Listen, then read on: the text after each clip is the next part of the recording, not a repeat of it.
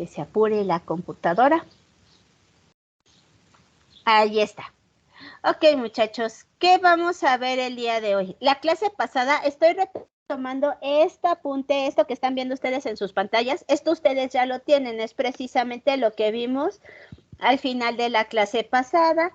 Veíamos lo que era una definición de economía, veíamos cuándo se crea la ciencia económica como una ciencia aparte. Hablábamos, muchachos, de que a raíz de qué surge la definición de economía o cuál es el objetivo central del estudio de la ciencia económica, y hablábamos que para que existan los economistas necesita existir la escasez. Si no existiera la escasez, muchachos, pues no habría razón de ser de los economistas. Y esto aplica, muchachos, tanto en el área privada como en el área pública. ¿Por qué les digo que en ambos sentidos? Porque en el área privada, muchachos, sabemos que no existen todos los bienes que queremos consumir y producir. Y también nos pasa, muchachos, en el ámbito público. Es más, hay veces, y generalmente así pasa, que el sector privado no alcanza a abastecer la demanda de bienes. ¿Y quién entra al quite, muchachos? La educación. Vamos a ponerlo así. La educación, en algunos libros de texto de economía, muchachos, señalan que la educación no debería ser impartida por el Estado, que la educación debe ser considerada como cualquier otra mercancía, como cualquier otro servicio, la educación, la salud, que deberían ser completamente de índole privada. Quien puede lo paga y quien no, no. Sin embargo, muchachos, en nuestra sociedad, si la educación fuera 100% privada, ¿podríamos estudiar? Desde primaria hasta ahorita, muchachos, toda la educación fuera privada. ¿Podríamos estudiar considerando cómo está compuesta nuestra sociedad? ¿Ustedes qué creen? No. Pues, no, pues muy no. pocos. ¿Pero se Muy, refiere que si existiera desde el principio? O sea, sí, que no desde el, hubiéramos conocido esta modalidad. no, me refiero que desde el principio. O ¿A sea, qué que me siempre haya refiero? sido así en México, ¿no? Que sí. Pues yo creo Pre-kinder, que sí, ¿no? Porque pues yo digo que nuestra cultura, digo, o sea, si nosotros, o sea, ahorita nosotros, yo, bueno, mi opinión, tomando en cuenta el cómo está México ahora y todas las facilidades que tenemos, ¿no? Por ejemplo, escuelas públicas, privadas y todo eso. O sea, realmente, bueno, las escuelas privadas que, pues, en este caso, pues, Unitec, pues, para muchos es, como un lujo, claro, porque no todos lo pueden pagar, pero sin embargo, pues, también es pues es trabajo para quien lo paga, ¿no? O sea, a final de cuentas es un esfuerzo que se hace. Pero sin embargo, yo creo que si no existiera las escuelas públicas desde un principio, o sea, que nosotros no lo conociéramos como sociedad aquí en México, yo creo que tendríamos un chip diferente y una forma diferente de pensar para los estudios, ¿no? Porque es algo que ya contemplaríamos y es algo que sabemos que se maneja desde siempre y pues sabemos que para eso se tiene que ahorrar, ¿no? Yo creo que es más, yo creo que nuestra cultura ya sería, pues sabríamos ahorrar todos, ¿no? Para lo necesario. Si no existiera o nunca hubiéramos conocido lo que hoy conocemos, digo, esa es mi forma de verlo. O sea, ya es un, estaríamos preparados. me parece interesante su planteamiento, hijo. Yo pensé que me iba a salir el de con el que aquí es, que es pobre el que quiere, porque no trabaja, ¿no? Tiene razón si nunca hubiéramos conocido el sistema público, pero también es cierto, hijo, que considerando nuestra sociedad, por eso le decía, imagínense que no existe la educación pública, pero que tenemos la misma estructura de la sociedad, que nuestra sociedad es igualita, así como está, habremos ricos, habremos pobres, así como está nuestra sociedad, pero que no hubiera educación pública, que desapareciera como por arte de magia. A lo que voy es de que no todos, y era lo que decían sus compañeros, por más que tú quieras estudiar, pues no tendrías las posibilidades. Y no porque no quieras ahorrar y no porque no quieras hacer una proyección, sino porque los ingresos, si ustedes ven la estructura, por eso le decía, tomen nuestra sociedad así como está, ¿cómo son los salarios en México? Son bien pagados, son en su gran mayoría bien o mal remunerados, en su gran mayoría. Mal remunerados. En segundo lugar, muchachos, por eso les estoy diciendo, tomen en cuenta el contexto actual. ¿Qué está pasando con los precios? Se van subiendo.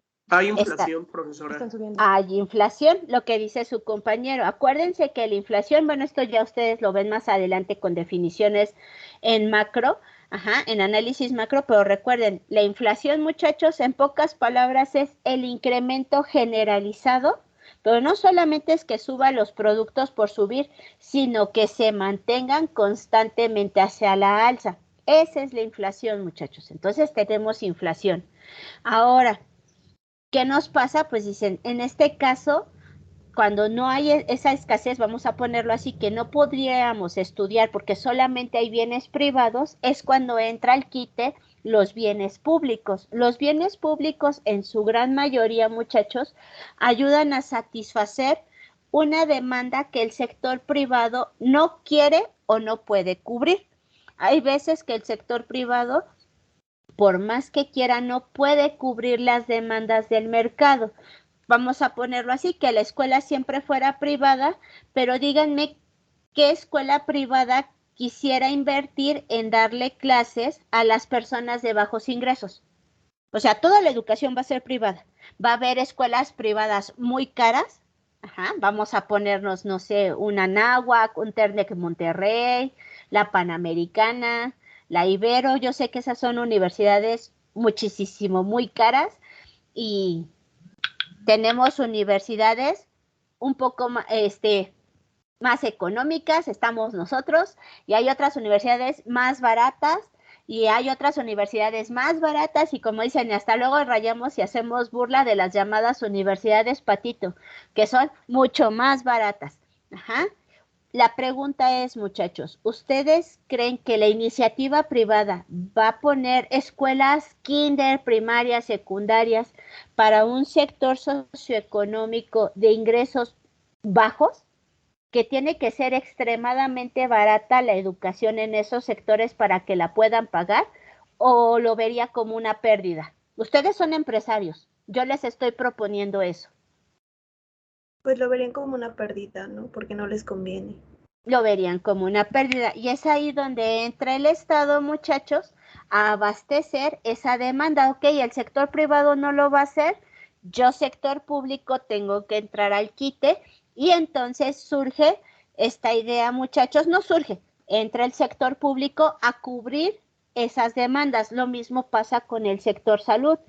Si tenemos un buen ingreso, muchachos, pues dicen, nos damos el lujo, porque así es considerado, nos damos el lujo de asistir a un médico privado, pagar un hospital privado y que nos atiendan en el sector privado.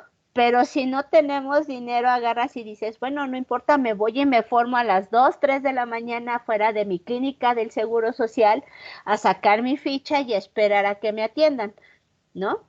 Entonces, es eso lo que nos enfrentamos. Nos estamos enfrentando a la escasez. Más allá de esta discusión de si somos ricos, pobres, o está bien o está mal, recuerden que la razón de ser de la economía, muchachos, es que somos la ciencia de la escasez. Y a partir de esta definición de escasez, muchachos, nosotros como sociedad, ojo, los economistas no administramos, muchachos. Los economistas tenemos que estudiar la asignación de los recursos, de qué manera nosotros como sociedad vamos a asignar los recursos para producir todos los bienes y servicios que satisfagan necesidades y deseos de nuestra sociedad. Y recuerden lo que discutíamos la clase pasada. Las necesidades, ¿qué eran las necesidades, muchachos? Ustedes me lo decían, hasta ahí lo tienen en el pizarrón. ¿Qué me decían que eran las necesidades? Algo que no hace falta. Es aquello de lo que no se puede prescindir, que es esencial, como comer, asearse, vestido, vivienda, salud, entre otros. Exacto. Entonces, ¿qué vamos a tener? Esa es una necesidad, que era un deseo, aquello que decíamos, no lo necesito para vivir, ¿no? O sea, lo quiero, pero si no lo tengo, no pasa absolutamente nada. El problema de este concepto, muchachos, de necesidad y deseo. Ay, perdón, Fernanda, no vi su su aportación. Una disculpa, hija, sí, tiene razón, para empezar la educación es gratuita por ley, pero el ejemplo que les estaba poniendo era de que pues, no debería ser así, que por definición, por asignación del mercado, si nos dejáramos de lado el concepto de ley y la constitución de nuestra sociedad, tendríamos que la educación, el sector salud, muchos bienes que son impartidos por el Estado y que los consideramos públicos, deberían ser provistos, es la palabra correcta, deberían ser provistos por el sector privado, no por el sector público. Pero debido a que nuestra sociedad es tan diversa, es ahí cuando entra el sector público y entonces, ok, si no lo puedes pagar, no hay problema, no te preocupes, tú vas a aprender a leer, escribir y vas a tener, si tienes suerte, vas a poder contar hasta con una carrera universitaria. Y me refiero a que si tienen suerte, muchachos, porque yo sé que hay muchos de ustedes que si eligieron estar en Unitec, si fue por decisión propia, qué bueno, qué gusto, pero hay un gran porcentaje que dice, yo quería estudiar en UNAM, yo quería estudiar en la UAM, yo quería estudiar en el Poli, y hacen como 100,000 veces el examen, no quedas, y no es porque no tengas capacidades, sino porque siempre hay uno que saca un acierto más, y ese un acierto más hace que el otro sea el que se quede, ¿no? Escogemos las carreras que están súper demandadas y pues menos nos quedamos, ¿no? Yo les puedo decir que afortunadamente yo soy egresada de una escuela pública. Amamos la educación pública laica y gratuita porque jamás yo no hubiera podido costearme una educación privada a nivel universitario, muchachos, por más que hubiera querido. No se puede, no hubiera podido mis papás. Entonces, es eso, ¿sí? Ok, ahora, retomando el tema, muchachos, lo que les decía es que un deseo, pues es algo de lo que no podemos prescindir de ello, pero nos vamos a enfrentar a lo siguiente, y se los comentaba la clase pasada. Mi necesidad puede ser un deseo para ustedes. Les ponía el ejemplo del coche, ¿no? Yo necesito, muchachos, tener mi coche. No porque me dé flojera andar en el transporte público, no porque no quiera viajar en metro, no es porque no me quiera parar temprano, es que no me da la vida, muchachos, para desplazarme en transporte público. Yo les hacía un breve recuento de mi día y es, llevo a mi hijo a la escuela, me regreso, llevo a mi papá a su trabajo, me regreso, me pongo a hacer cosas en mi casa, su casa, regreso, voy por mi hijo a la escuela, regreso, en lo que me arreglo me voy a la Unitec, regreso, luego eso cuando no estoy trabajando en las mañanas, pero hay veces en que doy clases en otras universidades en las mañanas o ayudo a mis otros compañeros que son economistas y nos ponemos a dar asesorías. Entonces es, o vete a Lomas de Chapultepec, o vete a Lomas Verdes. ¿Ustedes creen los sábados? Yo voy a Unitec, regreso, me vengo a mi casa, regreso, me voy a otra universidad, regreso y luego me voy a otro taller y regreso. ¿Ustedes creen que me daría tiempo a hacer todo eso que parece que soy chinicuil por todos lados? ¿Ustedes creen que me daría tiempo a hacer todas esas actividades sin mi carro o tendría algunas que dejar de hacer? ¿Ustedes qué creen? De hacer No le alguna. daría tiempo. Sería muy fácil, ¿no? Sería muy difícil, ¿no? Entonces les digo, tal cual, muchachos, para mí el carro es una necesidad. A lo mejor ustedes me dicen, bueno, nosotros, uno de sus compañeros, creo que era León, Eduardo, algo así. Yo me acuerdo que me decía, vivo muy lejos, yo sí necesitaría, para mí sería más práctico, pues tener un carro, ¿no? Es aquí, muchachos, cuando mi necesidad puede ser un deseo para ustedes. Dicen, bueno, sí, me gustaría tener un carro, ¿no? Habrá quien me diga, yo quiero tener un carro para irme de fiesta con mis amigos, es más cómodo para mí, para no viajar en el transporte público, para poder salir de noche y no estar pagando Uber, cosas así. Ustedes me pueden decir que mi necesidad de un automóvil es poco importante, que mi necesidad no importa. No. ¿no? Y yo podría decirles lo mismo respecto a su deseo, que su deseo no importa, muchachos. Lo que les decía del iPhone versión no sé qué vaya. Yo veo que muchos de ustedes luego traen ese tipo de celulares. Para mí, muchachos, se me hace un gasto innecesario. Yo no sé por qué traen esos teléfonos, ¿no? Para mí no es necesario. ¿Ustedes cómo lo consideran? Las personas que hacen hasta lo imposible por tener su teléfono iPhone versión no sé qué. Para ellos que lo consideran una necesidad, yo les puedo decir, tu necesidad no es importante, es irrelevante. No, Tampoco. Entonces, muchachos, quedamos que ante ese problema, muchachos, vamos a tener que las necesidades y los deseos varían dependiendo del extracto socioeconómico y van a variar también, muchachos, de nuestro extracto de edad, del grupo de edad en el que nos encontremos. También de ahí van a variar nuestras necesidades y nuestros deseos. Son las mismas necesidades y deseos de si tienen hermanos pequeñitos que van en primaria y secundaria, a sus necesidades y deseos cuando ya empiezan a ir en prepa y universidad. Son las mismas, muchachos, ¿no? Y si No. los comparamos con las necesidades y deseos de sus papás, ¿son las mismas? No. Tampoco. Entonces, todo esto nosotros como sociedad volvemos a lo mismo, tengo que satisfacer todo eso y debo de tomar en cuenta todos los elementos cualitativos que se suman a lo anterior. ¿Estamos de acuerdo? Hasta aquí, muchachos, ahora sí que era una breve recapitulación de lo que vimos la clase pasada. ¿Dudas, preguntas, quejas, sugerencias, reclamaciones? Todo bien, no. ¿Todo bien? Ok. Entonces déjenme abrir el pizarrón que corresponde a esta clase. Nada más que quiera trabajar el señor pizarrón. Ahí voy. Aquí está. Economía de la empresa, clase 2. Entonces, ¿qué vamos a ver hoy? Yo les dejé, muchachos, una tarea chiquitita que les dije que no la tenían que anotar, ni muchísimo menos, nada más. Quiero que me digan sí o no, no pasa nada. ¿Alguien investigó cuáles eran los 3 problemas básicos de la economía? Sí, Sí, a ver, hija, ¿me puede decir cuáles son? pues el primero es qué bienes y servicios producir y en qué cantidades. Ajá. Cómo producir estos bienes y servicios a través de qué métodos. Y el tercero es para quién será la producción, es decir, quién disfrutará de dichos bienes y servicios. Y bueno, es como un problema de distribución. Exacto. Muchísimas gracias, Chaparita. ¿Alguien encontró algo diferente a lo que encontró su compañera? A ver, Isaura, y luego, a ver, déjenme ver quién subió primero la mano. Primero fue Carlos y después fue Isaura. A ver, Carlos, dígame. Sí, claro.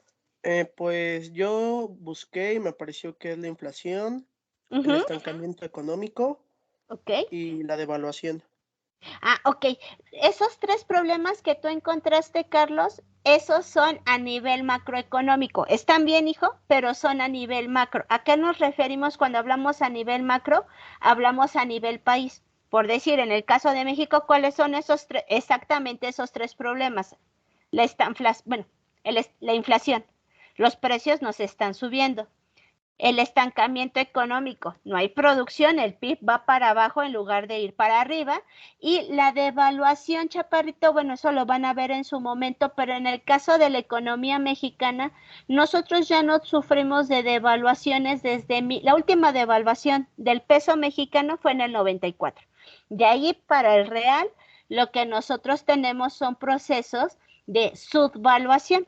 Eso, bueno, pues ya en su momento lo verán en su materia de macroeconomía, pero lo que nosotros experimentamos son procesos de subvaluación de nuestra moneda, ¿sale? Pero lo que usted encontró son problemas macroeconómicos. A ver, Isaura, ¿usted qué encontró?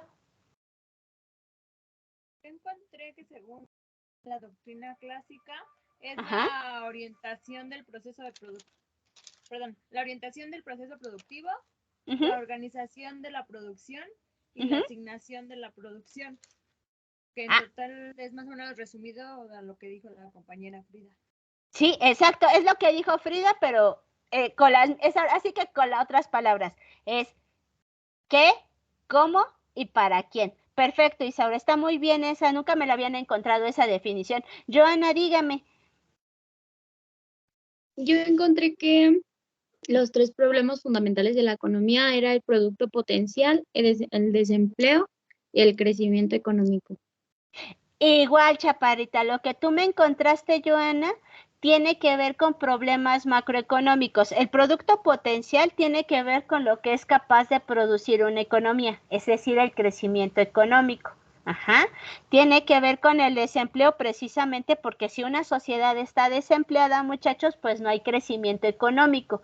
Aquí después, les digo, ustedes lo van a ver en materias más avanzadas, llevan análisis macroeconómico el próximo cuatrimestre, y cuando ustedes llevan esta materia de análisis macro, muchachos, se van a dar cuenta que aquí, y esto de una vez se los digo, alguien siempre va a pagar los platos rotos. Yo siempre se los he dicho a sus compañeros que cursan esas materias. Alguien tiene que pagar el pato, muchachos.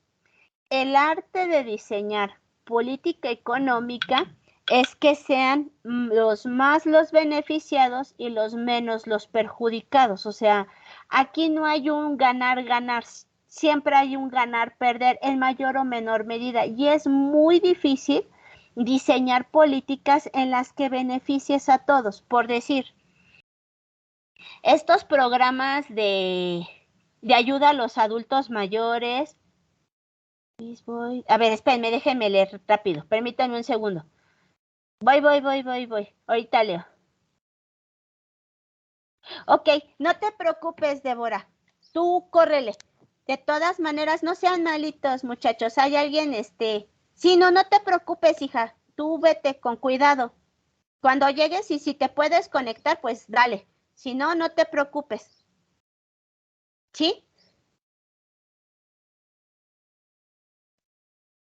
Ay, mire, Saúl, perdón, no alcancé a ver.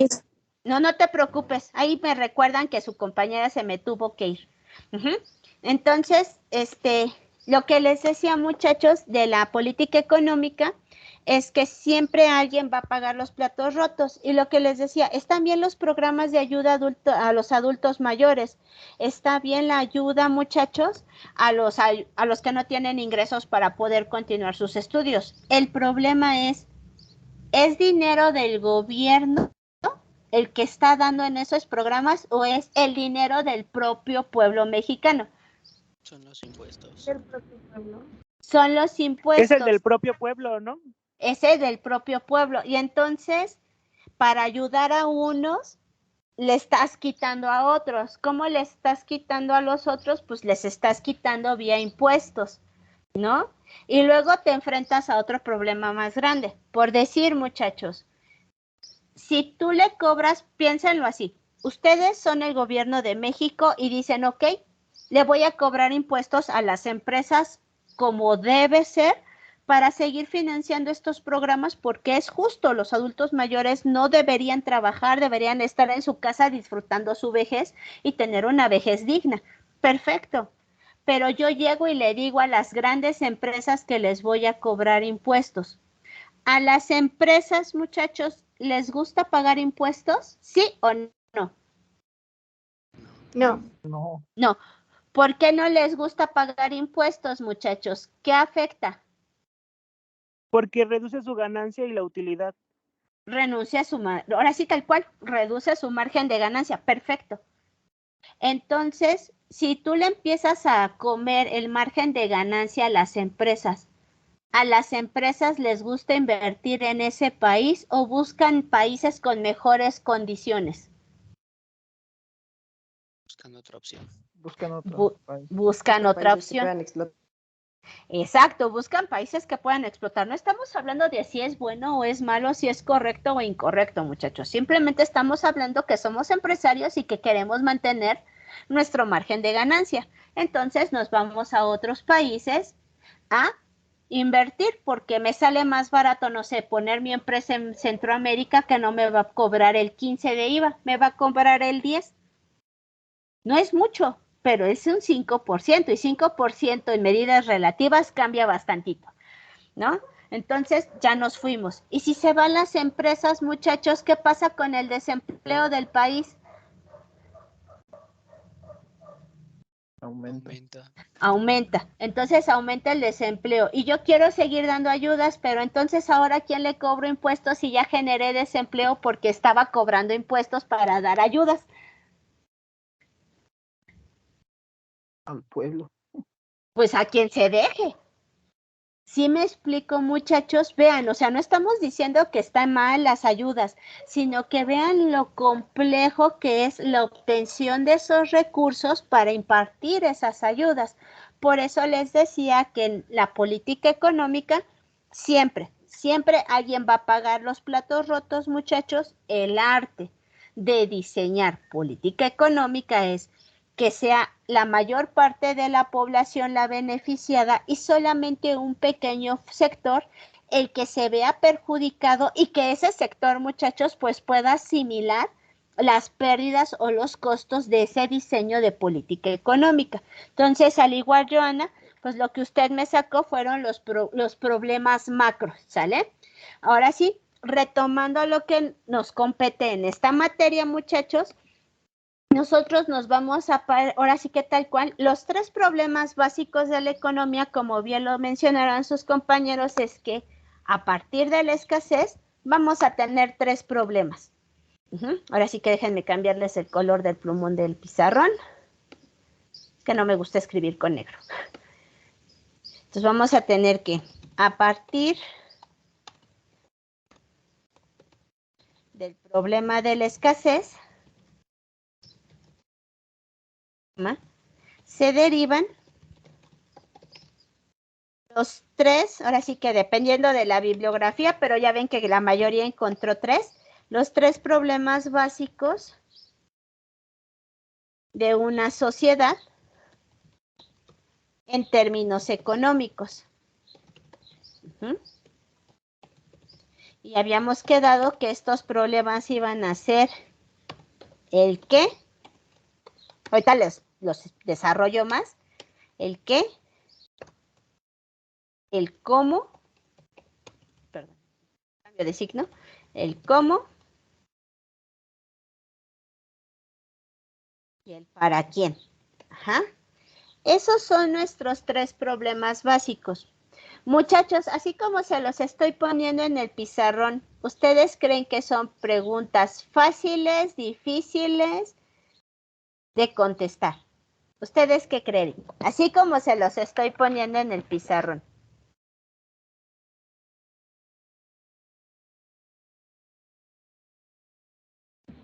Difíciles. Sí, es la primera vez que me dicen eso, pero sí son muy difíciles de contestar, muchachos. Si las vemos en el pizarrón y hasta las leemos y las pronunciamos, decimos, es un qué, es un cómo y es un para quién. No son preguntas tan difíciles, es más, son extremadamente simples en su construcción.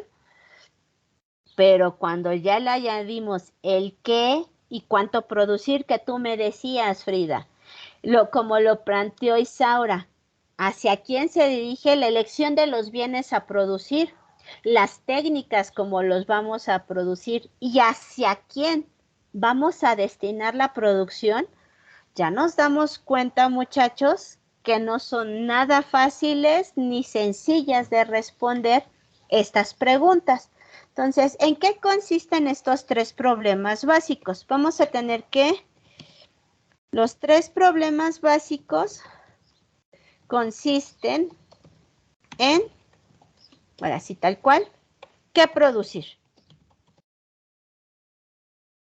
Era la pregunta que les ponía la clase pasada, muchachos. Tengo 3 árboles, mi ejemplo tonto de los árboles, ¿no?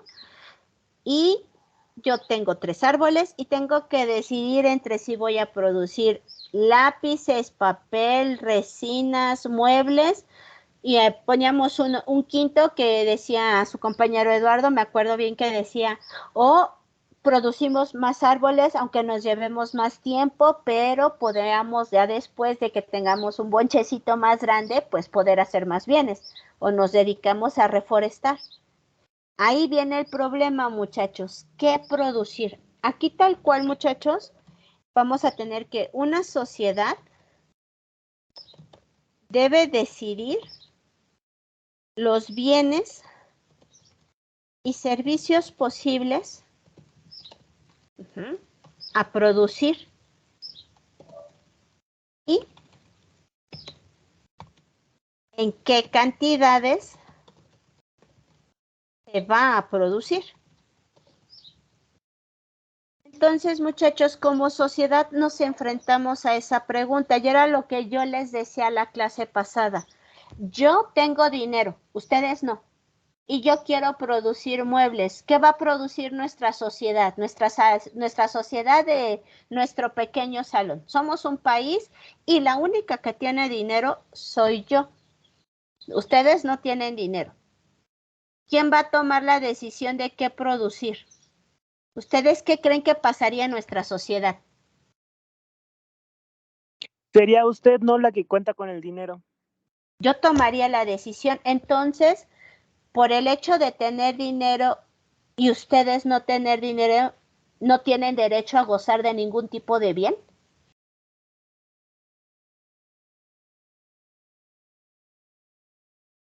Pues en este caso no, ¿verdad? ¿Mande? En este caso no. En este caso, no. Fíjense lo que pasa, muchachos.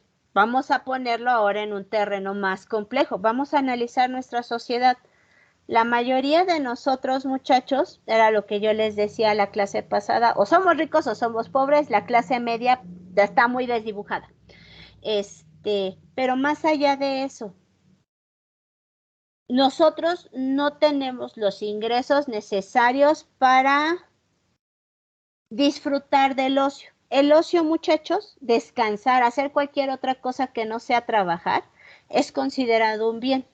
Debido a nuestra estructura de nuestra sociedad, muchachos, es muy difícil que nosotros disfrutemos del ocio. Yo les acabo de medio resumir mi vida. Yo trabajo 6 de 7 días y el domingo me dedico adivinen a qué, a lavar, a planchar y a limpiar mi casa, porque entre semana no me da tiempo. Entonces trabajo 7 días, ¿no? ¿En qué momento disfruto del ocio? Para mí el ocio es un bien de lujo, muchachos, es decir, voy a descansar, me voy a ir al cine, voy a ver la tele. Para mí eso es, wow, esas son mis vacaciones, muchachos. Es más, en vacaciones yo parezco oso, me dedico a dormir, no importa que sea verano. Entonces, ¿qué pasa en este caso? ¿Por qué se los pongo así?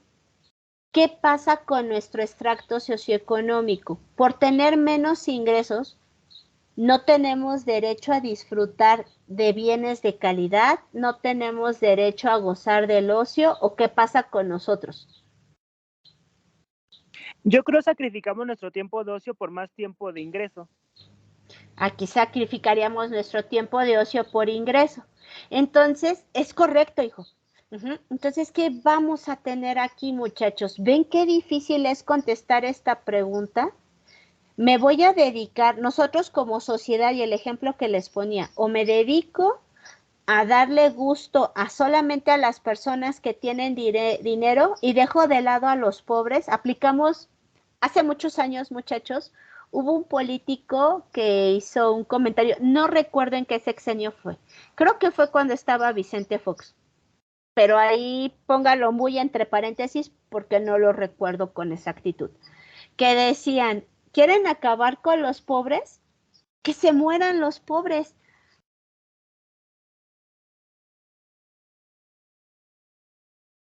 Esa era su respuesta, ¿eh? No es. Entonces, sí me explico en este caso, ¿me dedico solamente a las personas que tienen dinero o también considero a las que no tienen dinero? ¿Ustedes qué me dirían? Pues habría que considerar a ambas, ¿no? Porque, bueno, siguiendo ¿cómo se llama? La regla que usted nos comenta, ¿a quién le van a quitar para poder tener los pobres? Tendrían que los ricos tener que trabajar para poder sacrificar su tiempo. Entonces aquí tenemos que tomar decisiones, ¿no? Y aquí es por eso lo que les decía, muchachos, no solamente consideramos a los que tienen dinero, también tenemos que considerar a los que no tienen dinero y ver cómo le vamos a hacer para los que no tienen dinero, no se nos mueran ni entren dentro de nuestra esquema de consumo. ¿Estamos de acuerdo? ¿Vamos bien hasta allí, muchachos? Sí. ¿Sí? Déjenme ver si alguien escribió. Es que mi teléfono no suena. Antes, cuando ustedes escribían en el chat, mi teléfono me llegaban las notificaciones y sonaba el tac, tac, tac, tac, y ahora no suena. No sé qué le moví. Ahora, nuestra segunda pregunta, muchachos. Ya, nos acabamos de medio matar y decidimos que vamos a producir muebles. Ajá, ya. Tomamos la decisión de que vamos a hacer muebles. ¿Por qué? Porque eso se nos ocurrió. ¿Cómo los vamos a producir? Pues con tecnología. Y si somos México, ¿cómo vamos a hacer los muebles?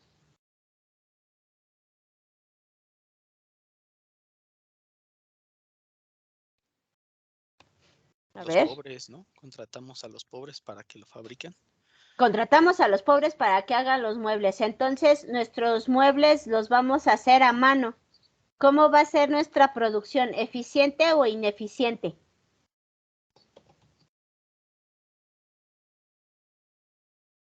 ¿Voy a hacer muchos o voy a hacer poquitos bienes si me pongo a hacerlos a mano? Sería una producción limitada. Sería una producción limitada. Aquí, muchachos, igual nos vamos a enfrentar a esa pregunta. ¿Quién nos va a producir? ¿Va a ser una empresa? ¿Va a ser un taller? ¿Va a ser un negocio familiar? ¿Va a ser un proceso artesanal? Recuerden que hay muebles que todavía se realizan de manera artesanal. No es lo mismo un carpintero, muchachos, y no estoy menospreciando ningún oficio ni nada, a un maestro ebanistero. ¿Sí saben cuál es la diferencia entre un carpintero y un ebanistero, muchachos? ¿O si no habían escuchado ese término? Yo creo que, No. bueno, uno produce y el otro diseña. No habían escuchado el término.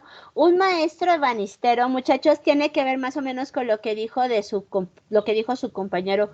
Un maestro ebanistero es se considera un artista de la madera. Así se les define. Si ustedes por ahí lo buscan en internet ahorita rapidito, ahí van a encontrar qué es la ebanistería. Es el arte, el diseño de la madera, saber crear muebles. Yo les puedo decir, miren, yo puedo hacer una silla, ¿no? Y agarro y corto mi tabla y corto mis patas y le pongo un respaldo y a lo mejor está checa, pero es una silla. Ajá. ¿Qué pasó, hija? ¿Alguien iba a decir algo? ¿Qué pasó? ¿O se prendió un micrófono así?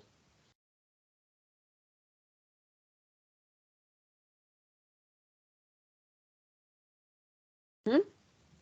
Entonces, muchachos, lo que les digo es que un ebanistero es un artista, no es aquel que diseña, crea. Un carpintero, muchachos, no es que no sea una persona que sepa trabajar la madera, pero se podría decir que es más, ¿cómo decirles?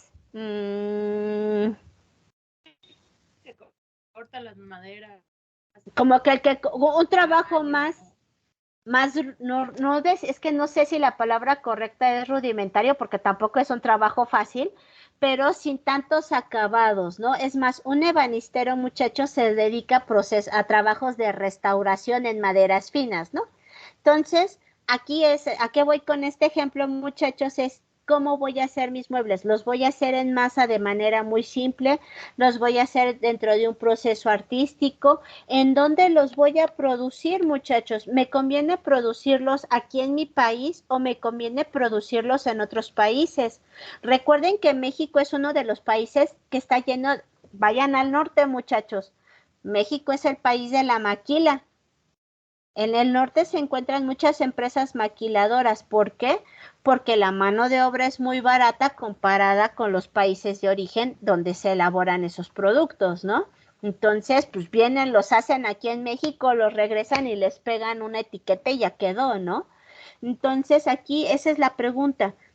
¿Cómo vamos a producir esos bienes y servicios? ¿Con qué recursos? ¿Y qué técnicas de producción vamos a utilizar? Entonces, aquí, muchachos, tomamos la decisión, una empresa, desde qué empresa o qué país vamos a destinar nuestra producción. Lo vamos a hacer con recursos renovables, no renovables. Actualmente, muchachos, los procesos productivos, y eso también tiene que ver con el corte generacional, se ha denotado que su generación, ahora sí tal cual, su generación tiene una conciencia más lúcida del cuidado del medio ambiente. Ajá. No estoy diciendo que todos, pero sí en términos generacionales se dice las generaciones actuales sí están más conscientes del deterioro del medio ambiente. Entonces están dispuestos a pagar un poco más por aquellos productos y servicios que son elaborados de manera sostenible, pero sobre todo sustentable. Hay una diferencia entre sostenibilidad, muchachos, y sustentabilidad. Sostenibilidad es que podemos producirlo por un largo periodo de tiempo.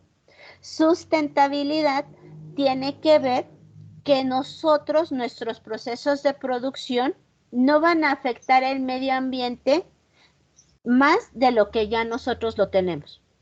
Aquí cuando se habla de sustentabilidad de los recursos, muchachos, es que nosotros vamos a garantizar que las generaciones futuras, pensando en sus hijos, van a tener la misma dotación de bienes y recursos naturales que ustedes tienen.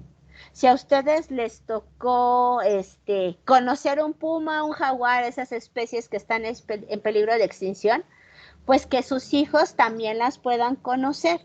Y si se puede, pues mejorar esas condiciones. Entonces, todo eso, muchachos, estás influenciando cómo vamos a producir los bienes. Actualmente, muchachos, por ahí si ustedes revisan algunos indicadores del INEGI, muchas empresas, no estoy diciendo que todas, pero sí muchas empresas están tratando de migrar hacia procesos más amigables con el medio ambiente, porque se han dado cuenta que los consumidores actuales son más conscientes de eso, que están dispuestos hasta a pagar un poco más por los productos siempre y cuando garanticen que no están afectando al medio ambiente.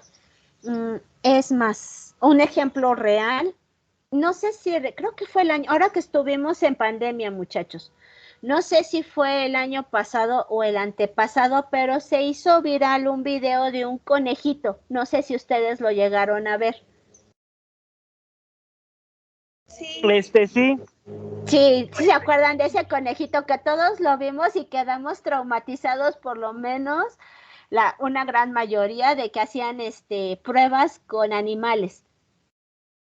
¿Sí? ¿Sí se acuerdan de ese video? Sí, fue muy impactante. Sí, y eso que era una caricatura, yo así de, mi hijo lo vio y se puso a chillar, mi hijo tiene 11 años y dijo, mamá, el conejo, y yo también, pobre el conejo, ¿no? Entonces se nos hicieron de tripas corazón. ¿Por qué les estoy diciendo esto, muchachos? Por increíble que parezca, y era lo que les decía, el impacto de las redes sociales y el impacto generacional. ¿Qué pasó? Que muchas de estas marcas que hacían pruebas con animales, a raíz de ese video, muchachos, experimentaron pérdidas en el mercado. Ajá, si no grandes caídas al borde de la quiebra, muchachos, porque tampoco les voy a decir mentiras, sí experimentaron una disminución fuerte de sus productos. ¿Y qué pasó con aquellas marcas que eran amigables con los animales, que no hacían pruebas con estos, que eran, pues sí, su proceso de producción no era agresivo con el medio ambiente y mucho menos con los animales? Sus ventas empezaron a crecer. Ajá, tampoco al grado de desbancar a L'Oreal o Maybelline o todas estas, pero sí redujeron un margen considerable de sus ganancias. Es aquí, muchachos, donde se pone el cómo producir. Por eso les decía, no es lo mismo la sociedad a la que nos tocó vivir a sus abuelos, a sus papás, y la que les está tocando a ustedes. A nosotros a lo mejor nos vale, ¿no? No es que no nos interese, pues dices, pues alguien tiene que pagar los platos rotos, ¿no? No lo veíamos tan malo. A raíz de ese video, muchachos, les digo que se desplomaron las ventas de muchos artículos y la gente empezó a agarrar el celular y empezó literal a estar checando que no fueran productos testeados en animales. Si va quedando claro, vean cómo se vuelven complejas estas preguntas. Y por último, muchachos, creo que de todas, la más difícil de responder. Para una servidora creo que es la más difícil de responder, el para quién se producen los bienes y o servicios. Y aquí hay una Frida, que fue la que leyó sus definiciones, e Isaura lo mencionaron. Es un problema de asignación. Y vuelvo con la misma pregunta del qué producir. ¿Ok? Ya decidimos qué producir, ya decidimos cómo lo vamos a producir, ya llevamos 2 de 3. El tercer problema, muchachos, ¿para quién? ¿Para las personas que tienen dinero, para las personas de ingresos medios o para las personas de ingresos bajos? ¿Cómo voy a asignar mi producción? Y aquí yo siempre les pongo una pregunta, muchachos, y se los digo así. Mi condición de pobreza, pensémoslo así, mi condición de pobreza me hace merecedor de productos de mala calidad. ¿Ustedes qué creen? No. Que no. Yo no quise ser pobre, y no es de que no me quiera superar y no es de que no quiera mejorar, pero lo discutíamos precisamente en la clase pasada. Pues es que a veces usted es pobre no porque quiere, sino porque no contó con las posibilidades de no tiene las mismas posibilidades que los demás, ¿no? Y esa es la situación en México, muchachos. Aguas luego con esos comentarios. Hay un estudio de la Organización de la OMC, no es. Ya les iba a decir que de la Organización Mundial de Comercio. No recuerdo si es del Banco Mundial, muchachos, o de la CEPAL, pero es de un organismo internacional que hizo un estudio de la pobreza en México. Y la nota concluía con la siguiente frase, de lo más cruel que puedo escuchar y haber leído yo. En México naces, creces y mueres pobre. No porque no quieras dejar de ser pobre, no porque no tengamos mentalidad de tiburón, no porque no nos queramos superar, sino porque no tenemos las oportunidades para salir de la pobreza. Así, y te quedas. O sea, en México, literal, muchachos, naces pobre, creces pobre y te mueres pobre. Y no es porque no quieras superarte, es porque no cuentas con las oportunidades para salir. En función de esa frase, muchachos, es hacia quién se van a dirigir los productos. Ustedes van a hacer productos de buena calidad, ustedes son empresarios. ¿A quién se los venderían, muchachos? ¿A todos al parejo? ¿O generan un proceso de discriminación entre sus clientes? No me refiero a que digan a ti sí te vendo porque eres güero de ojos azules y a ti no, sino cómo discriminan a sus clientes. Por los ingresos monetarios, ¿no? Y sería por el costo que le das al producto. Por sus ingresos monetarios, por el costo del producto. Si es un iPhone 13, sí, vamos en el 13, ¿verdad? Díganme que no estoy tan atrasada en noticias. Sí. ¿Sí? Ok. Si es un iPhone 13, muchachos, ¿en dónde lo van a colocar? ¿Hacia qué segmento de la población lo colocarían? ¿Personas de alto ingreso? Personas de alto ingreso. Oye, pero yo quiero un iPhone 13 y gano mi bonito salario mínimo. ¿Yo no merezco tener un iPhone 13? Sí. Y entonces, ¿qué vamos a hacer? Ahorrar. Comprarlo en Coppel y en Electra a meses chiquitos para pagar nunca. ¿Sí o no? Sí. Dicen, sí, claro que sí. Entonces, ¿qué nos vamos enfrentando, muchachos? Que el para quién se producen los bienes y servicios muchas veces genera, muchachos, hacia quién se va a enfocar la producción. Y yo siempre he puesto un ejemplo bastante tonto en esta pregunta, pero se los voy a poner así. Yo quiero ir al cine. Yo soy jefa de familia, tengo esposo, tengo otros 2 niños y quiero llevarlos al cine. Pero la entrada al cine, al más económico, muchachos, para la entrada de un adulto me salen 60 pesos y la entrada de los niños me salen 45. Si somos 2 adultos, son 120 pesos. Si considero 2 niños, son otros 100 pesos. Entonces ya llevo 240 pesos. ¿Estamos de acuerdo? De mis 240 pesos, cuando ustedes van al cine, ¿nada más entran al cine, muchachos, o se compran algo en la dulcería? No, pues sí faltan las palomitas, el refresco, el hot dog, el Se- ice. el ice, un ice, ¿no? Y más ahorita que está haciendo muchísimo calor, ¿no? Y más o menos así barato, muchachos, considerando las 4 personas que les estoy diciendo que vamos a ir al cine, ¿cuánto creen que me gaste en un combo de esos? De palomitas, refrescos.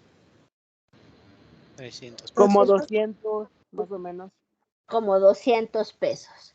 Entonces, con mis entradas y mis palomitas ya me gasté 440 pesos, 500 pesos cerrados. Muchachos, soy una obrera, trabajo 8 horas a la semana y mi salario mínimo, a ver, el internet dice, porque ahí sí no les voy a mentir, nunca me aprendo los salarios mínimos, pero creo que estamos en 100 y tantos. El salario mínimo 2020 por zona geográfica, 172 pesos por 8 horas. 172,87 centavos dice la internet. Entonces, vamos a hacer cálculos. 172 pesos con 87 centavos. ¿Cuántos días tengo que trabajar para juntar 500 pesos, muchachos? Entonces, yo tengo 500 pesos. Déjenme ponerlo en la calculadora, 500 en 372.87, porque eso es lo que pagan por 8 horas diarias, el salario mínimo. Yo tengo que trabajar 2 días, .89, es decir, casi tengo que trabajar 3 días para poder juntar 500 pesos, muchachos, y poder ir al cine. ¿Qué me conviene más, muchachos? ¿Agarrarme el sueldo de 3 días de trabajo para poder llevar a mi familia al cine? ¿O salgo del metro o de la computadora, el teléfono, le echo 100 pesos y descargo mi película de una página pirata? No, pues la descarga. Pues la descargamos. La descargamos, mis más, díganos de qué página, ¿no? Y agarro y compro unas palomitas y si no tengo horno de microondas, viva el sartén, harta aceite y palomitas y órale. Ahí están, un bonche de palomitas. Sí, muchachos, eso es lo que va pasando. La última pregunta es tan difícil de responder precisamente porque hay que responder hacia quién vamos a dirigir nuestra producción. Y en esa última pregunta, muchachos, nosotros tenemos que tomar en cuenta que no todos tenemos los mismos niveles de ingreso, que no todos tenemos las mismas oportunidades y que no todos nos encontramos en una zona que cuenta con todos los bienes y con todos los servicios. Porque mucha gente se viene de los estados, diríamos, de la provincia a la ciudad, muchachos. ¿Por qué la Ciudad de México está densamente poblada? Porque hay un poco más de oportunidad de trabajo que en el campo luego no hay. Hay más oportunidades de empleo. ¿Qué otra cosa hay aquí en la ciudad que no hay en provincia? Pues también más facilidades, por ejemplo, encuentras más lugares para Universidades. comprar comida, hospitales. Ajá. Sus Comida, servicios básicos, ¿no? servicios básicos, muchachos. Es más, se los voy a poner así. La zona metropolitana, lo que es el Estado de México, muchachos. ¿Por qué las personas del Estado de México se vienen a trabajar o se vienen a estudiar a la Ciudad de México? No estoy hablando de otro estado, no estoy hablando ni siquiera de Pueblo de Toluca, les estoy hablando del Estado de México, ese que está, bueno, si viven en Azcapotzalco, está cruzando una avenida.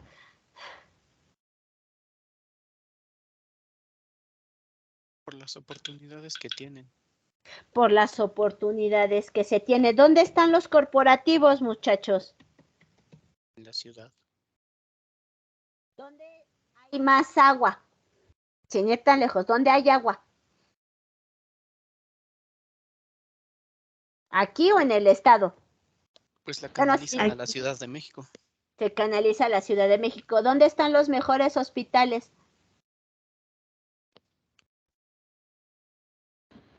En la ciudad. ¿Dónde están las universidades públicas? En la En la ciudad. ¿Dónde están, en su gran mayoría, las universidades privadas? En la En la ciudad. ciudad. ¿Ya ven cómo todo es más bonito en la ciudad? Entonces, muchachos, he aquí donde nos enfrentamos precisamente a esa distribución de bienes. Entonces, los ciudadanos que viven en el Estado de México son ciudadanos de segunda clase y ellos no merecen tener escuelas, transportes, servicios de calidad. Sí. ¿Sí son de segunda clase? Ah, no, no. Aguas con eso, no, ¿qué está pasando, muchachos? Que aquí empezamos a ver esa distribución. ¿Y por qué? ¿Es justo, muchachos, lo que yo estoy haciendo? Así como se los puse ahorita, ¿es justo lo que está pasando? ¿Ustedes qué me responderían? Pues yo diría que no, porque pues todo ¿No está es centralizado justo? en un solo lugar. Y pues debería de, en todos Ajá. los estados deberían tener todos la misma oportunidad, ¿no? O sea, que en todos lados haya una pública, privadas que también sean buenas.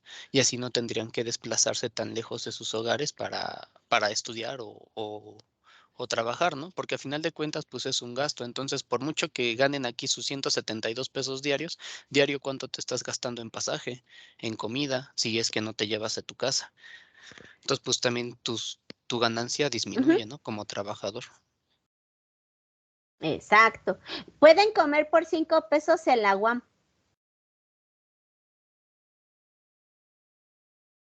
Yo ¿Cómo? sobreviví.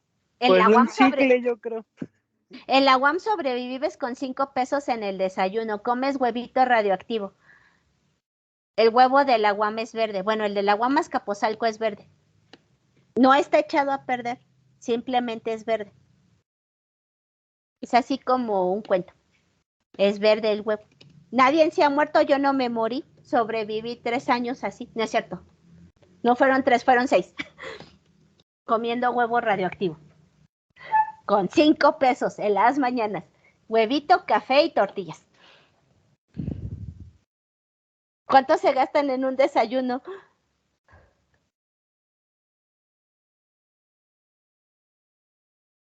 No, pues arriba de 60. ¿Ya ven? Viva la escuela pública. No es cierto, muchachos. ¿Qué vamos a tener? ¿Por qué les planteaba todos estos escenarios y por qué les ponía este ejemplo del área metropolitana y de la ciudad? Porque esta última pregunta, muchachos, lleva un trasfondo. Y lo del cine también lleva un trasfondo. No es ponerles ejemplos tontos porque sí. Es que a raíz de esos 2 ejemplos, muchachos, caemos en lo que hace un momento me respondieron. No, no es justo, maestra. Pero así es. Entonces, esta última pregunta, muchachos, implica algo de carácter moral. Ustedes me lo están diciendo, todos los estados deberían de tener universidades públicas, todos los estados deberían de tener universidades privadas de buena calidad, todos deberían de tener acceso a servicios de salud, ya sea por elección pública o privada, pero de calidad. Ajá. Entonces, muchachos, esta pregunta, esta última, implica un carácter moral y hay que hacer una distinción en economía. Vamos a hablar de lo que es la economía normativa y lo que es la economía positiva. Ahorita se las defino. Entonces vamos a tener que, esta última pregunta implica un carácter moral. Ajá. ¿A qué me refiero con moral? De si es justo o no. Y por ende, la distinción entre economía positiva, economía normativa. ¿Qué vamos a tener con estos dos elementos, muchachos? Vamos a tener que una economía positiva, tal cual, es una descripción de los hechos, perdón. Economía positiva es la descripción de los hechos.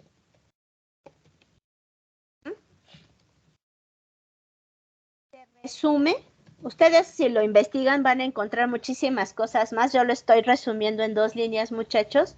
Se resume en la siguiente frase.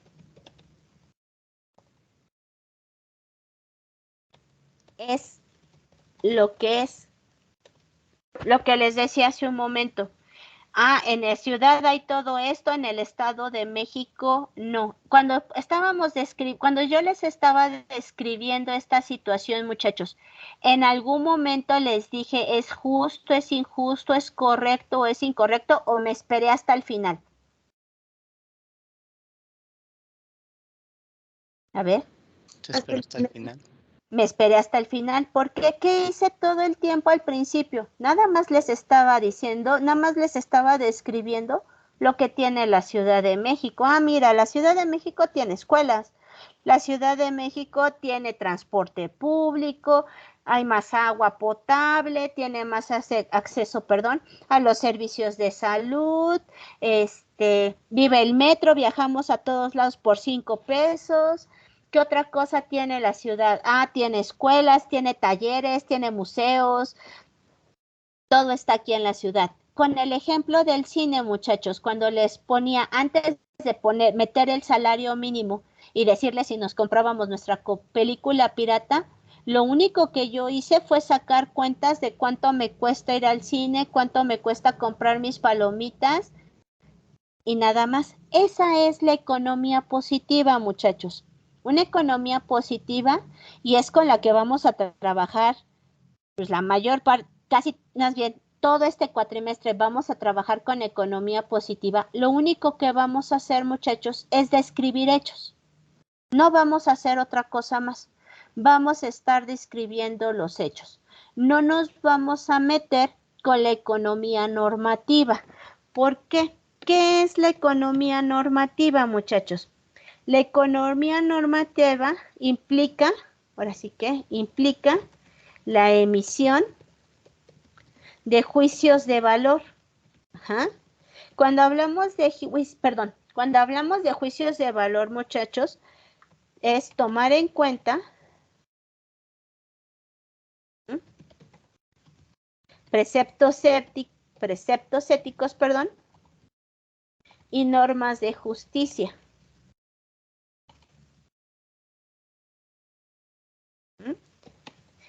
Se dice que la economía normativa es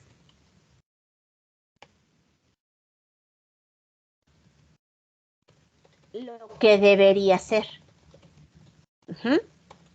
Y era aquí lo que yo les decía con estos ejemplos. ¿Es justo que en la Ciudad de México estén todas las cosas y que no las haya en el Estado de México, muchachos? ¿Ustedes qué me respondieron a la primera? No. Que no. Es más, no vamos tan lejos. Entre las mismas alcaldías de la Ciudad de México. Iztapalapa, muchachos, es considerada una de las delegaciones más pobres de la Ciudad de México, de las que menos se atienden, ¿eh? ¿Es lo mismo que la Miguel Hidalgo o donde está o Coyoacán? No. ¿Donde hay mejores servicios? ¿En donde está Miguel Hidalgo o en Iztapalapa? En Miguel Hidalgo. En Miguel Hidalgo, es más. Ajá, y así nos vamos igual por delegaciones, muchachos. ¿Eso es justo? No, no es justo. ¿Por qué? Porque no, o sea, no somos ni ciudadanos de mejor o de peor calidad, todos somos seres humanos. El ejemplo que les ponía del cine, muchachos. ¿Mi condición de pobreza me impide ir al cine? O sea, yo por ser pobre, yo no tengo derecho a ir al cine, a descansar, a tener bienes de buena calidad. ¿Ustedes qué me responderían? Que sí tiene derecho. Que sí tengo derecho, ¿no? O sea, no es que no le quiera echar ganas, no me da la vida para salir de la pobreza, ¿no? Y que sí tengo derecho a tener las mismas oportunidades que los demás. Entonces, muchachos, ¿ustedes creen que esta última pregunta es fácil de responder? ¿O que es muy difícil de responder? No, pues sí es difícil, ¿no? Porque pues ahora sí que como empresario tienes que pues elegir a tu mercado, ¿no? Tu público, y pues para eso se hacen ¿cómo se dice? Los de mercadotecnia, el estudio De pues estudio de mercado. mercado. Para saber si el público al que estás dirigiendo tu producto pues lo puede pagar, no lo puede pagar, que no incumpla con la cultura y pues todo eso, ¿no? Exacto. Es más, con este último, muchachos, yo siempre les hago la pregunta. Muchachos, ¿la piratería es buena o es mala? Mala. ¿Mala? A ver, levanten la mano. ¿Quién dice que la piratería es mala? 1, 2. Nada más los quiero contar. 3, 4, 5, 6, 8, 1000, 8000, 11. Ok, 15, 16. 15 alumnos me dicen 16 alumnos dicen que la piratería es mala. Ok. Bajen su manita los que dicen que la piratería es mala. Ahora, ¿quién defiende la piratería, muchachos? Ya empezamos con nuestro conteo. Y nos salen 3, 4. Chale. ¿Y los demás? Nos ganaron los que dicen que la piratería es mala. 5. ¿Por qué es mala la piratería? A ver, de las personas que me levantaron la mano de por qué la piratería es mala, ¿por qué es mala, muchachos? Porque afectas al autor. Porque afecta al autor. ¿Por qué más? Sí, porque afectas a todos los trabajadores que están relacionados a ese producto. Ok. A ver, Jimena, ¿usted qué me iba a decir? Porque es como robarle la idea a alguien. Es como robarle la idea a alguien. Perfecto, ok. ¿Por qué los que me dijeron que la piratería era buena, por qué dicen que es buena, muchachos? Pues yo digo que, pues bueno, así como tal, pues no buena, porque también estoy de acuerdo con los compañeros que pues dicen que no es que es mala, pero pues a final de cuentas yo creo que la piratería le ha dado la oportunidad a las personas de muy bajos recursos, pues de darse un gustito, ¿no? De ver esas películas que pues no pueden ir a ver ellos al cine por su propia cuenta, ¿no? Digo, yo lo veo por ese lado. Exacto. Sí, Jesús, sígale, va bien. No, ya continúe. Se me fue la idea. Dice, se me fue la idea. Es que a lo que voy es a lo que dice su compañero Jesús, muchachos. Ojo, tampoco estoy de acuerdo con la piratería, ni muchísimo menos, pero es un fenómeno muy complejo de explicar y también por ende es tan difícil de erradicar. Estoy completamente de acuerdo con sus compañeros que un producto original le está robando la idea a la persona que lo creó. La persona que lo creó y la empresa que lo está fabricando está pagando sueldos, está pagando salarios, está pagando prestaciones, está pagando impuestos y por eso el precio de ese producto pues llega a ser alto, ¿no? Pero también es cierto, muchachos, y por lo menos en sociedades como la nuestra, que tiene esas grandes diferencias entre extractos socioeconómicos, también es cierto que si yo no hago uso de la piratería, yo no tendría acceso a muchas cosas, muchachos. Y lo digo precisamente por las personas de extracto socioeconómico más bajo. El ejemplo que les ponía del cine, ¿no? Dices, me gasto casi 3 días de sueldo en una idita al cine o mejor me compro mi película de 10 pesos afuera del metro y gasto en palomitas. ¿Sí me explico? Por eso les decía que la última pregunta de lo de la economía moral, muchachos, perdón, economía moral, eso no existe. De la economía normativa, muchachos, es tan difícil de responder. Porque entonces cuando me dicen, bueno, es que si tú no tienes dinero para ir al cine, pues ni modos, no tienes derecho a ir al cine. Y era el planteamiento que les decía, mi condición de pobreza, muchachos.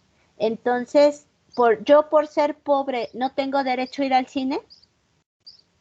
¿Ustedes qué me responderían?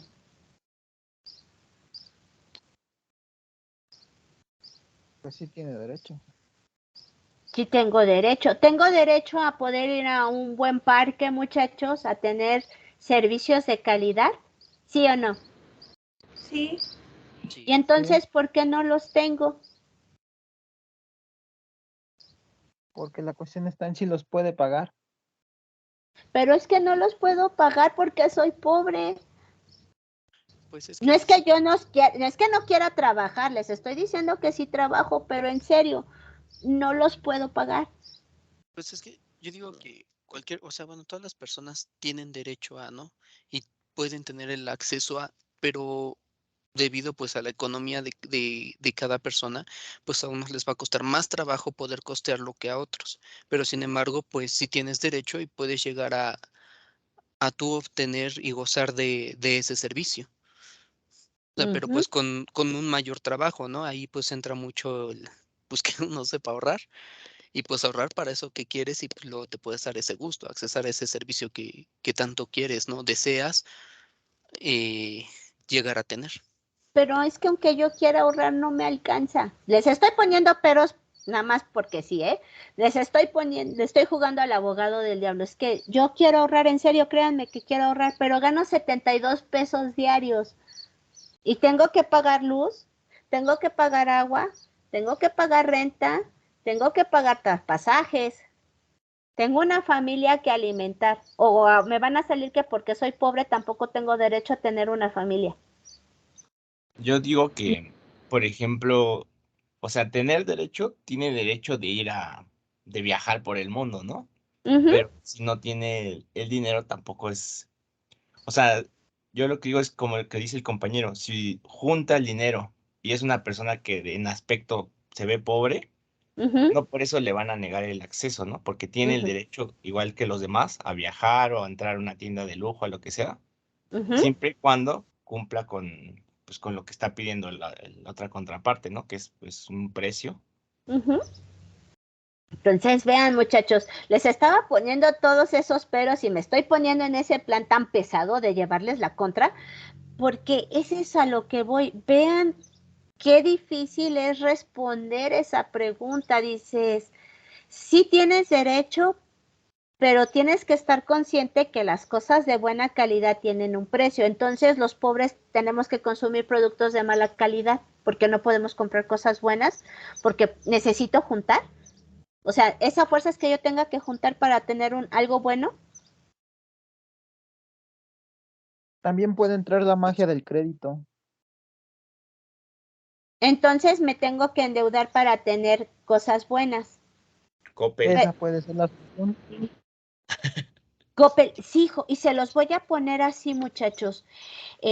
Lo que es Coppel y lo que es Electra y en su momento lo que fue FAMSA y hasta cierto punto Walmart, muchachos, en algunos segmentos, esa es la ventaja que tienen estas empresas o estas tiendas, que le han dado la facilidad a través del crédito a personas de escasos recursos a tener bienes que de contado no los podrían pagar.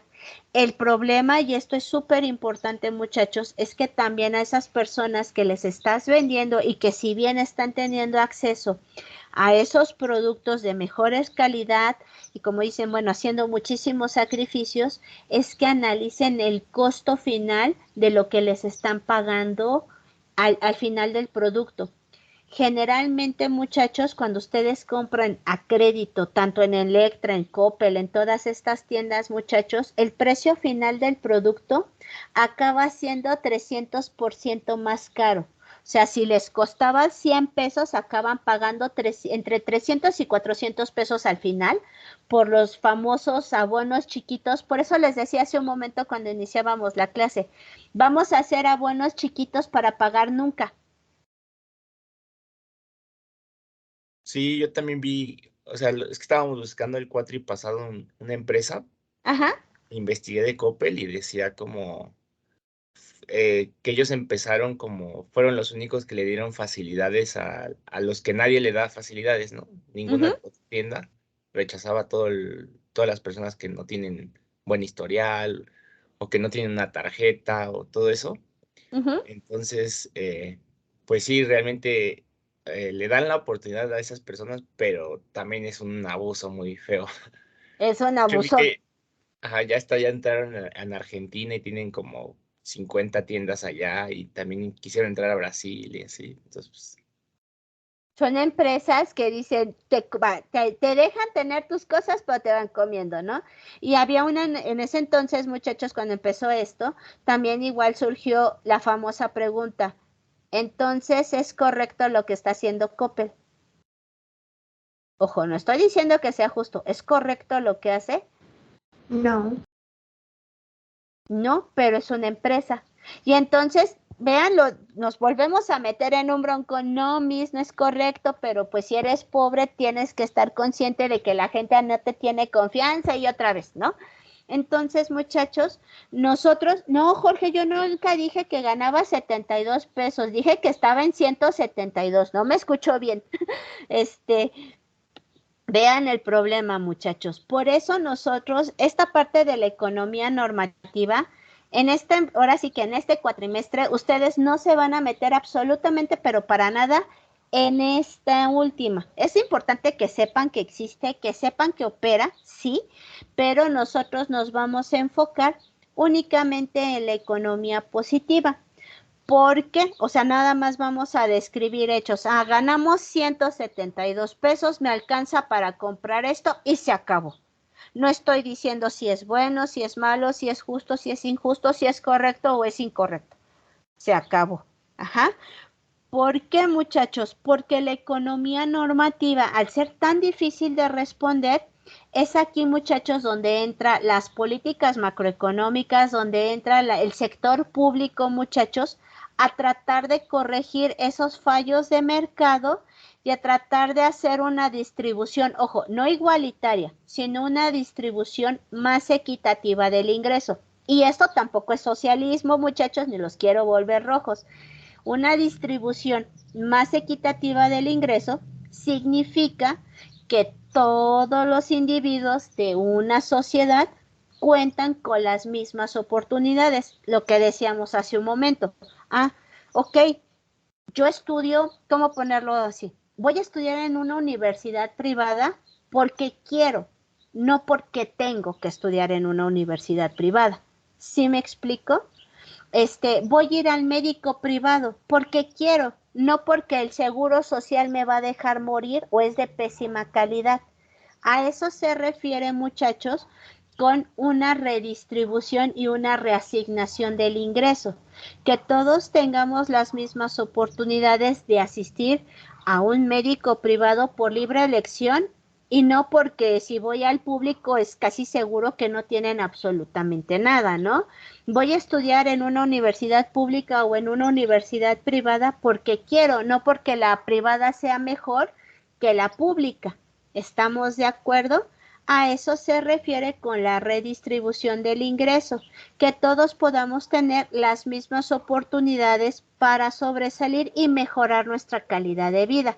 Aquí sí aplicaríamos el que el pobre es pobre porque quiere, porque entonces todos tendríamos las mismas oportunidades. Que tú no las quieras aprovechar, bueno, ya es punto y aparte. ¿Sí queda claro, muchachos? ¿Dudas, preguntas hasta aquí? ¿No? No, ninguno. ¿Ninguna? ¿No? Entonces, para la próxima clase, muchachos, igual no es tarea de que me la escriban ni nada. Investíguenme nada más qué es el concepto de costo de oportunidad. ¿Sale? Investíguenlo. Ni siquiera les estoy pidiendo que me lo escriban en el cuaderno ni que le pongan bibliografía. Solamente investiguen qué es el concepto de costo de oportunidad, porque ya vamos a empezar a adentrarnos en esos temas para la próxima clase. Ya vamos a empezar a hacer ejercicios, ¿sí? ¿Dudas hasta aquí, muchachos? ¿Todo bien? ¿Los mato del aburrimiento o todavía están despiertos? Disculpe, ¿qué tenemos que investigar? El concepto de costo de oportunidad, Saúl. ¿Es una pregunta que tampoco te va a subir a Blackboard? No, todavía no lo vamos a subir a Blackboard, chaparrita. Ok, muchas gracias. ¿El concepto de costo de qué? Oportunidad. Gracias. ¿Sí? Lo que vamos a hacer, muchachos, acuérdense que la próxima clase vamos a hacer una actividad y yo les voy a poner así tal cual, yo les voy a decir, miren, esta actividad sí va a ir en su portafolio de evidencias. Este ejercicio también va a ir en su portafolio de evidencias y yo les voy a avisar con tiempo. ¿Saben qué, muchachos? Ya les activé en Blackboard el entregable 1 y tienen, no sé, de este jueves al otro para subirlo. ¿Sale? Yo les aviso con tiempo, ustedes tranquilos. ¿Sí? Sí. ¿Sí? Ok. Entonces déjenme detener la grabación de clase para pasarles asistencia y ya se vayan a descansar tantito.